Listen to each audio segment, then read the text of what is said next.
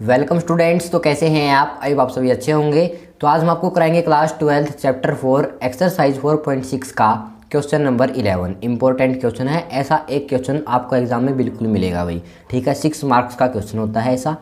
तो देखिए क्या बोला है, solve system of linear equation using matrix method. ये हमारे पास इक्वेशन क्यों नहीं, यहाँ पे हमें एक्स वाई जेड तीनों की वैल्यू बतानी है। ठीक है, तो देखो अब तक आपने क्या किया था, हमारे पास 2 इक्वेशन होती थी 10th क्वेश्चन लग। अब लेकिन इसमें क्या आ गई 3 इक्वेशन। तो हमारे पास ये जो इक्वेशन है वो इस फॉर्म में रिटर्न है, a1x प्लस में b1y प्लस में c1z इक्वल्स टू में d1। ये हमारे पास इस फॉर्म में रिटर्न है भाई। ठीक है, समझ में आ गया। हमारे पास ए मैट्रिक्स होती थी क्या, कोफिशिएंट्स। इन मैट्रिक्स में जैसे x का कोफिशिएंट 2, y का कोफिशिएंट 1, z का कोफिशिएंट यहाँ पे 1। तो यहाँ पे हमारे पास a1 b1 c1। तो यहाँ पे लिखते हैं ए मैट्रिक्स आपके पास क्या आ जाएगी। देखो यहाँ से ए मैट्रिक्स, यहाँ पे 2x का कोफिशिएंट, y का कोफिशिएंट 1 और z का कोफिशिएंट 1। तो 2 1 1। ठीक है, अब यहाँ पे आ जाओ, x का कोफिशिएंट 1, y का कोफिशिएंट -2 1 -2 और z का कोफिशिएंट -1 भाई। ठीक है, यहाँ पे देखो x नहीं है तो x का कोफिशिएंट 0, y का कोफिशिएंट 3 और z का कोफिशिएंट -5। ये आपके पास ए मैट्रिक्स आ गई। x आपके पास सेम रहेंगे, वेरिएबल 3 है तो 3। और बी मैट्रिक्स आपके पास जो राइट हैंड साइड में है, जैसे यहाँ पे d1 d2 d3 है, यहाँ पे देखो 1 3/2 और 9। तो यहाँ पे 1 3/2 और 9 भाई। ये आपके पास क्या आ जाती है, बी मैट्रिक्स। ठीक है, यहाँ तक क्लियर है। अब आपको ये भी पता है कि ये हमारे पास जो इक्वेशन है वो किस फॉर्म में रिटर्न है, ए की मल्टीप्लाई एक्स के साथ इक्वल्स टू में बी, ऐसे ये हमारे पास रिटर्न है। तो मैं इसको क्या लिख सकता हूँ, ए एक्स इक्वल्स टू में बी। तो हमारे पास एक्स क्या हो जाएगा, ए इनवर्स बी, ये ए इस साइड आके इनवर्स। अब यहाँ से देखो ए इनवर्स निकाल लें। तो ए इनवर्स आपके पास होता है 1/a डेटर्मिनेंट इंटू में एडजॉइंट ऑफ ए। ठीक है, इसी का सारा खेल है। अगर आपको ये दोनों चीज़ें अच्छे से निकालनी आ गई ना तो आप आसानी से क्वेश्चन को कर दोगे। तो यहाँ पे देखो ए डेटर्मिनेंट, ए मैट्रिक्स आपके पास ये है। तो ए डेटर्मिनेंट देखो, ये छूट जाएगा, ये छूट जाएगा, 2 आगे रहेगा, -2 की मल्टीप्लाई -5 के साथ, तो यहाँ से आ जाएगा प्लस का 10, माइनस का साइन बीच में 3 की मल्टीप्लाई -1 के साथ, तो माइनस का 3, एक माइनस पहले से, ये प्लस का 3। ठीक है, यहाँ पे साइन चेंज होता है, -1। देखो ये आपके पास रो छूटेगी, ये कॉलम छूटेगा, 1 की मल्टीप्लाई -5 के साथ, -5, 0 की मल्टीप्लाई -1 के साथ तो 0। ठीक है, प्लस में 1 के पास आ जाओ, यहाँ पे ये छोड़ दो रो और ये छोड़ दो कॉलम, 1 की मल्टीप्लाई 3 के साथ 3 और यहाँ पे 0 की मल्टीप्लाई -2 के साथ तो 0। अब इसको सॉल्व कर लेते हैं। यहाँ पे देखो 10 + 3 13, 13 2 ज़ा 26।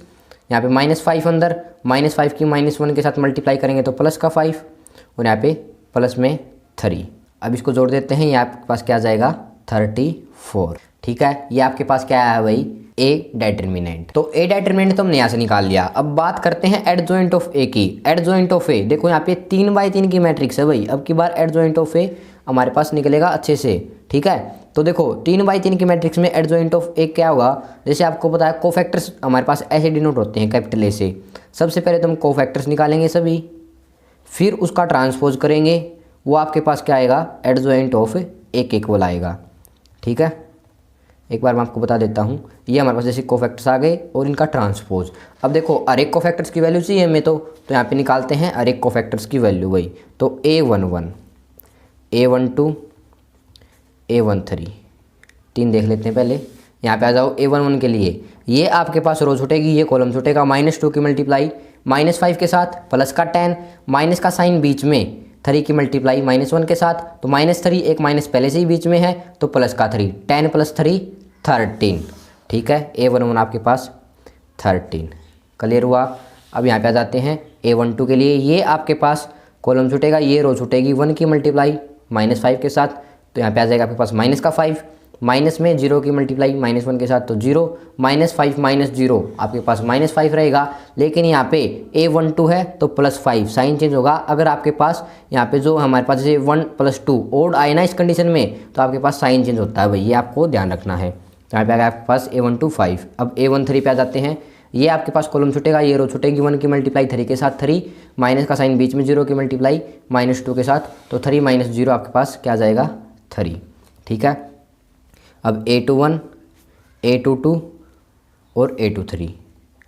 ठीक है, जहाँ पर आपके पास इनका दोनों का सम ओड होना, उस कंडीशन में साइन चेंज करना है भाई। ठीक है, यहाँ पे देखो ओड सम था तो हमने साइन चेंज किया था, -5 आया था, +5 कर दिया था। यहाँ पे देखो इवन सम है, साइन चेंज नहीं होगा। यहाँ पे ओड सम है तो साइन चेंज होगा, यहाँ पर ओड सम है तो साइन चेंज होगा। ठीक है, तो 8 1 देखो यहाँ पे ये आपके पास रो छूटेगी, ये कॉलम छूटेगा। 1 की मल्टीप्लाई -5 के साथ माइनस का 5, माइनस में 3 की मल्टीप्लाई 1 के साथ, तो -5 - 3 आपके पास क्या होता है, माइनस का 8 होता है। तो लेकिन यहाँ पे साइन चेंज करना है तो प्लस का 8। क्लियर है यहाँ तक। अब 8 2 पे आ जाते हैं, रो छूट जाएगी, ये आपके पास कॉलम छूट जाएगा। 2 की मल्टीप्लाई -5 के साथ माइनस का 10, माइनस में 0 की मल्टीप्लाई 1 के साथ, तो -10 - 0 आपके पास क्या हो जाएगा, माइनस का 10। ठीक है, A2 भी आ गया। अब A2 3 निकाल लेते हैं यहाँ से। ये देखो ये कॉलम छोड़ दो, ये रो छोड़ दो। 2 की मल्टीप्लाई 3 के साथ 6, माइनस में 0 ही आएगा, तो 6 - 0 6, लेकिन साइन चेंज होके माइनस का 6। क्लियर है। अब A31 A32 और A33। जैसे देखो A31 के लिए ये आपके पास रो छूटेगी, ये कॉलम छूटेगा। 1 की मल्टीप्लाई -1 के साथ माइनस का 1, माइनस का साइन बीच में, -2 की मल्टीप्लाई 1 के साथ, तो -2 एक माइनस पहले से ही बीच में है, तो आपके पास +2 - 1 + 2 क्या हो जाएगा, आपके पास 1 हो जाएगा। तो A31 1 आ गया भाई। A32 देखो ध्यान से समझोगे ना, अच्छे से आपको समझ में आ जाएंगे। अब A32 यहाँ पे आ जाओ, ये आपके पास कॉलम छूटेगा, ये रो छूटेगी। 2 की मल्टीप्लाई -1 के साथ माइनस का 1, माइनस साइन बीच में, 1 की मल्टीप्लाई 1 के साथ, तो -2 - 1 आपके पास क्या हो जाएगा, -3, लेकिन साइन चेंज होके +3।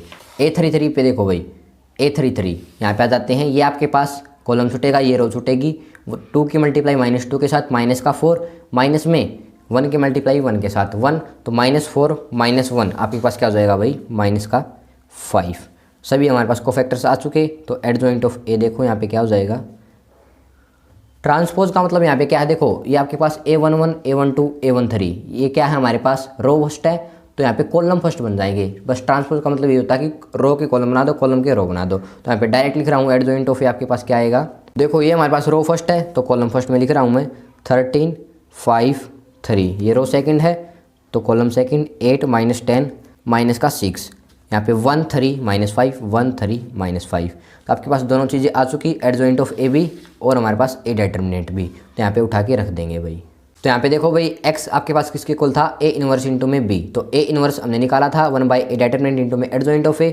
ठीक है, यहाँ पे रख दिया, इंटू में B मैट्रिक्स आपके पास देख सकते हो, B मैट्रिक्स थी हमारे पास राइट हैंड साइड में, जो D1 D2 D3 की वैल्यू थी। यहाँ पे 1 3/2 और 9 ये आपके पास क्या थी, D1 D2 D3 थी, तो यहाँ पे हमने ये लिख ली भाई। ठीक है, यहाँ तक क्लियर है। x आपके पास XYZ के इक्वल हमारे पास मैट्रिक्स थी, ये तीनों हमारे पास क्या थे, वेरिएबल्स थे। जैसे इनको सोल्व करते हैं, 1/34 आगे रखो।